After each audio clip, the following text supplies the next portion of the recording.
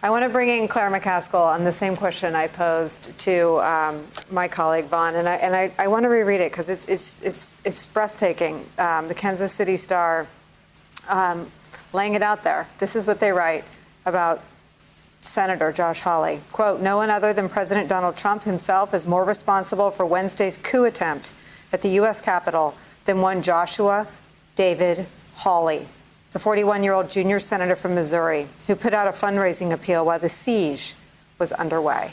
It's just stunning to read those words in a newspaper, in your newspaper.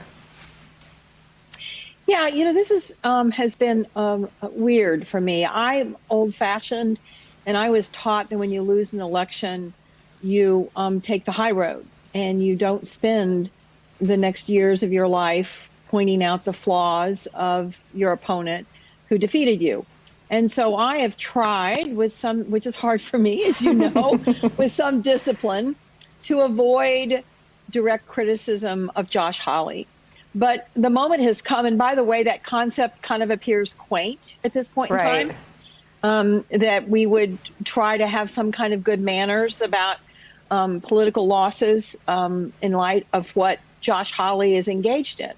He has taken what he knows is a political loss for the president, that he lost the election. Josh Hawley is a very smart guy. Josh Hawley is Stanford, Yale Law, clerked for Chief Justice Roberts, has not said one word, by the way, defending Justice Roberts when the president's lawyer, Lynn Wood, started calling him a child molester. And he knows better. He knows better.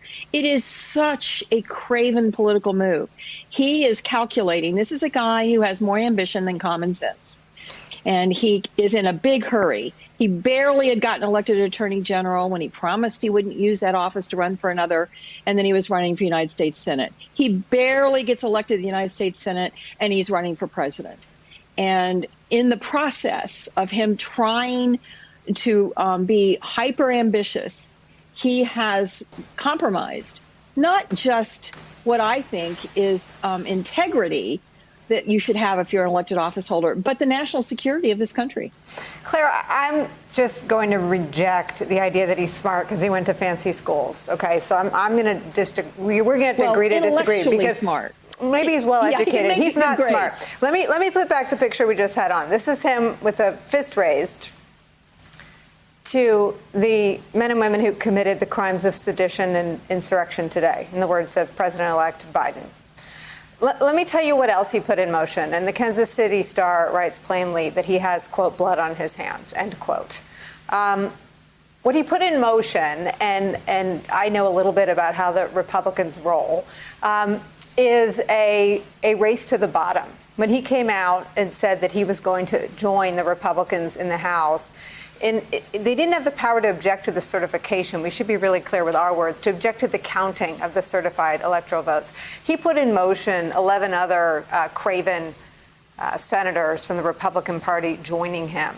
And to see what happened today as this fully sponsored Republican riot. I mean, this wasn't some fringy group. These were Donald Trump supporters who walked directly from Donald Trump's rally down the same street to the U.S. Capitol, where they were welcomed by Donald Trump's accomplices in the U.S. Senate, including one Josh Hawley. How smart can he be? Yeah, smart's probably not the right word, because what he's done is not very smart politically or any other way. But he doesn't have an excuse that he doesn't have the intellectual capacity to understand how craven his actions are. He was down there trying to campaign with those people this afternoon. He, I said sarcastically on Twitter, I'm surprised he wasn't in the Senate, on the Senate floor, shaking hands with them as they were going through his colleagues' desks. This is all about him trying to get a leg up in Iowa and New Hampshire in 4 years. And he was the one that broke. And I've had a number of Republican senators say to me that the other 12 to 13 probably never would have gone there if Hawley hadn't done what he did. So I do think this is on Josh Hawley. And I think it's fair for me to say that even if he did defeat me in an election. It is absolutely fair. It's restrained. Bret Baier made a fool of him when he asked him on his Fox News program when or if he would look his supporters in the eye and tell them that on January 20th, Joe Biden will be America's president. He couldn't say that, and he wouldn't say that.